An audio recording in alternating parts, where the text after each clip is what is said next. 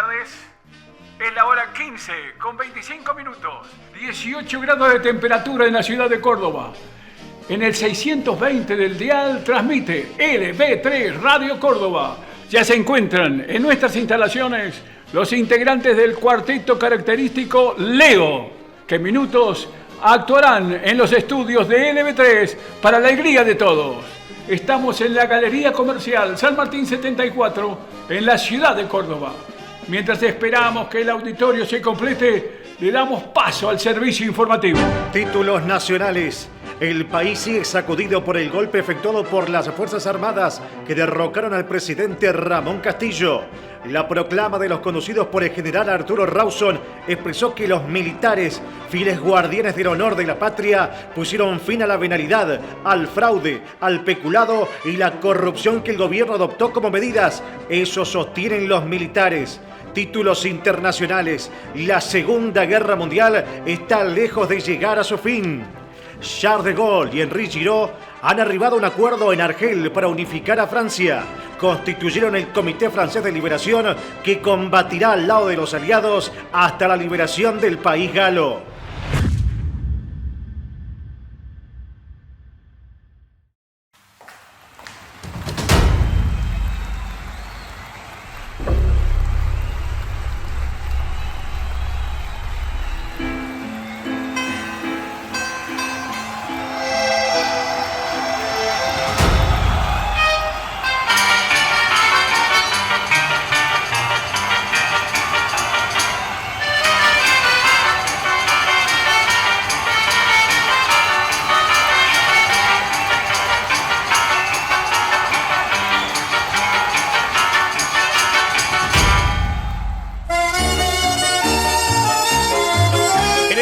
En 1943, Leonor Marzano tenía 18 años.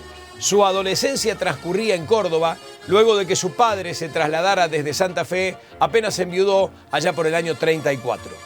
Tocando el piano, Leonor calmaba la tristeza por la temprana partida de su madre cuando ella apenas tenía 9 años. El padre integraba el grupo Los Bohemios, que interpretaba tarantelas y pasodobles, de moda por la fuerte inmigración europea de esos años. Leonor creó un pegadizo ritmo con la mano izquierda sobre el teclado, acentuando el primer tiempo en lugar del segundo. Marzano quedó encantado por la simpleza de esa melodía, muy bailable.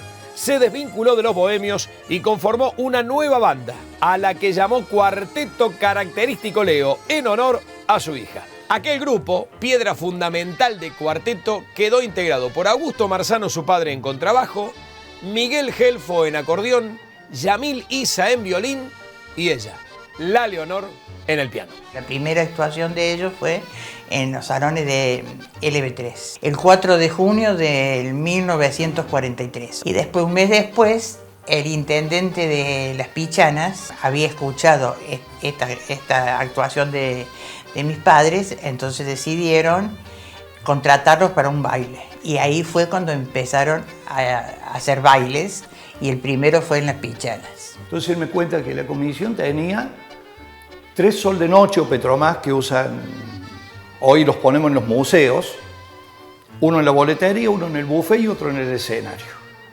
Y el resto, cada familia que llegaba en su carruaje, traía su sol de noche, que usaba para ir al tambo a ordeñar sus vaquitas o para permanecer con luz un ratito a la noche. El salón tenía todos alambres colgados con gancho, colgaba su petromás y ponía la mesa abajo y se sentaban. Había muchos, bueno, antes se le decía los uriburu, que después no existieron más, pero eso te picaban y te dejaban una ampolla. La Juanita, los cascarudos. Y la luz que había era todos bichos y la molestaban a la mami. Entonces el papi, cuando ni bien llegaban a los bailes, buscaba sapitos y los ponía en el escenario. Cosa que no cerca de la mami, y los arrimaba a la mami, cosa que los sapos comen los bichos, para que no la molestaran a ella y pudiera tocar. Porque más de una vez tenía que dejar del tunga para sacarse un bicho de la cara. Viajaban en lo que podían porque caminos de tierra, se empantanaban, se quedaban a lo mejor toda una noche en medio de una tormenta porque no podían salir. en un momento que tenían tanta popularidad que 100 kilómetros a la redonda vos no podías hacer un espectáculo porque si estaba la Leo, ibas al fracaso. 100 kilómetros a la redonda, ¿no? Hablando de la época en que la gente iba a los bailes en sulky, iban con los tractores, la luz, no había luz eléctrica, pero la daban a lo mejor con un motor de un tractor, y por ahí nunca faltaba algún bromista que a escondidas se iba al tractor, le bajaba la velocidad al tractor y empezaban las luces, empezaban a bajar las luces, y por ahí no quedaba sonido, ¿te das cuenta? Y bailaba la gente, bailaba con el ruido de los pies. Lo único que quedaba era el ruido de los pies porque no había sonido, no había con sol de noche.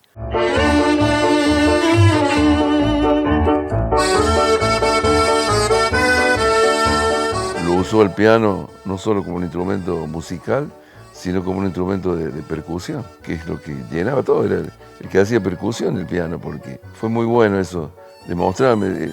Ella tocaba distinto, tocaba las octavas, que es muy difícil tocar octavas con la mano izquierda, hacía todas las notas, lo mismo que hacía el contrabajo, y era bastante difícil eso. Y los pasajes, y bueno, todas esas cosas lo inventaron ellos, ¿no? Eso, tan, esas cosas lo inventaron ellos. Yo llegué en el 90, pero en el 91 conozco yo a Leonor Marzano. Y fui a visitarla, la doña. Me llamó mucho la atención de que, como me contaban a mí, de que una mujer, viste, le había dado esa impronta del estilo del cuarteto, que era el tunga tunga. Y lo lindo de esto, que me dijo que hiciera cualquier cosa, pero que menos le sacara el piano al cuarteto.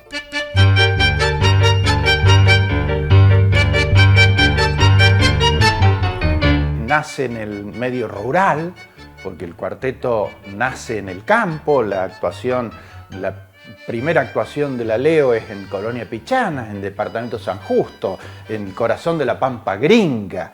O sea, responde a lo que era en ese momento la realidad cordobesa, eminentemente rural.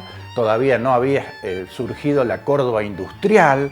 En la década del 40, cuando nace el cuarteto, Córdoba tenía 1,5 millones de habitantes, número redondo. En la capital una cuarta parte, o sea que la mayoría vivía en el interior, en esos pequeños pueblos, a la vera del ferrocarril. Sé que en el año 55, por ahí, pudieron entrar a la ciudad de Córdoba, siempre estaban en la periferia, ellos cantando y actuando.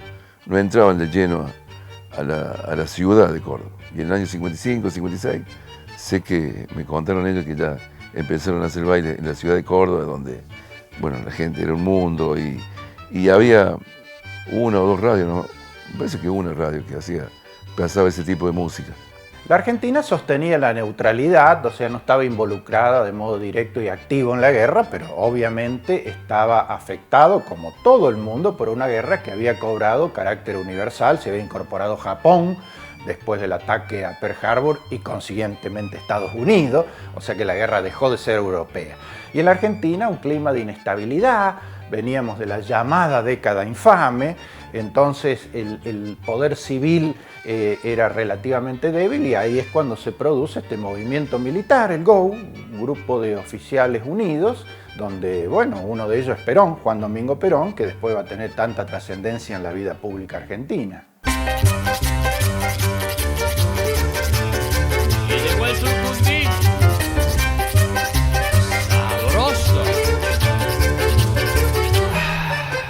El cuarteto es baile, el cuarteto es música, el cuarteto es negocio, el cuarteto es trabajo, el cuarteto es pasión, el cuarteto es alegría. Entonces es muy difícil dar una única definición y que su principal característica es una música hecha para bailar, para divertirse, para ser feliz. Entonces creo que si hay algo que define el cuarteto es la producción de felicidad, es la producción de alegría. Desde sus comienzos, el cuarteto ha sido una música fabricadora de felicidad. Los hizo bailar, divertirse y apaciguar sus penas. Patios de tierra con soles de noche que alumbraban la pista bailable fueron los comienzos de aquella gran época. Hasta allí llegaba el Cuarteto Leo, en tren o camión, por barrosos caminos, para llevar alegría a los campechanos hombres y mujeres de los pueblos cordobeses. Comenzaba a gestarse la identidad musical de Córdoba. Desde un comienzo, LB3, luego Cadena 3, han tenido una fuerte influencia en el devenir histórico del cuarteto. En el año 2015, Ronnie Vargas entrevistó a Eduardo Gelfo, hijo de Leonor, que nos contaba cómo fueron esos inicios. La pachancoya es alegre danza aquí y todo el norte ya la quiere bailar. ¿Cómo nace el Cuarteto Leo? Y nace en el 43.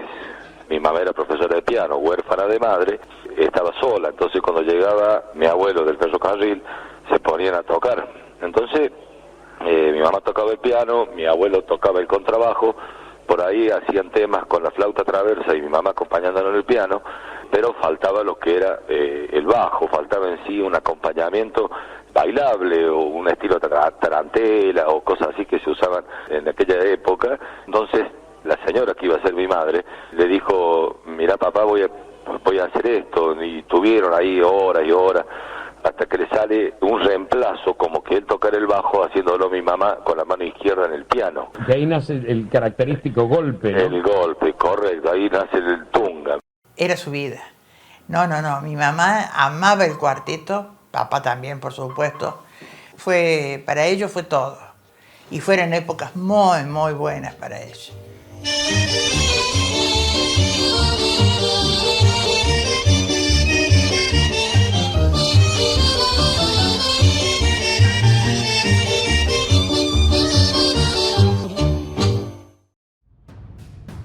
Discutieron Roland con Bevilacqua y se iban a batir a duelo en un local que estaba frente al Bonquibón. Se fueron al frente del Bonquibón, pistola en mano, porque no era broma, era en serio.